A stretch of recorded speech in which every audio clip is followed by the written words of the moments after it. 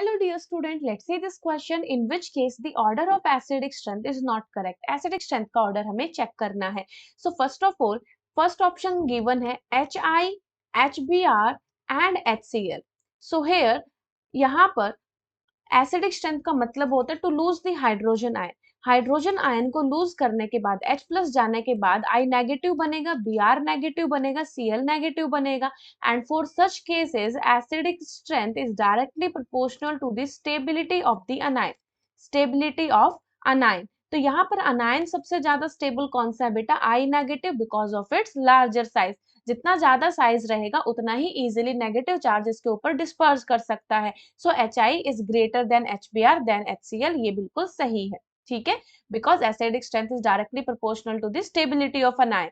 Now B option की अगर हम बात करते हैं, HiO4, HBrO4, HClO4, दोनों ही केसेस बिल्कुल ऑपोजिट है बेटा. यहाँ पर ये क्या है? ये केवल एसिड नहीं है, these are oxy acid.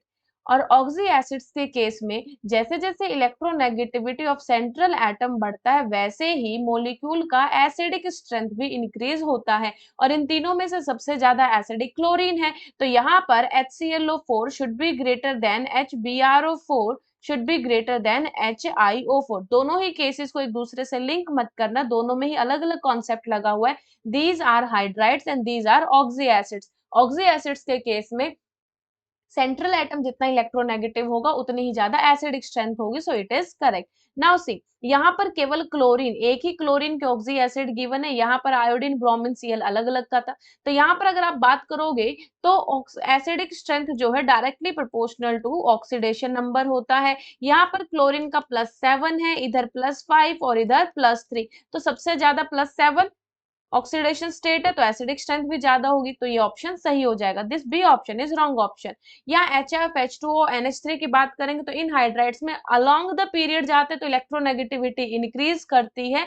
So fluorine वाला HF जो है that will be greater acidic due to its high electronegativity. So D is also correct. Option B is wrong. Option B is wrong. I hope this is clear. Best of luck.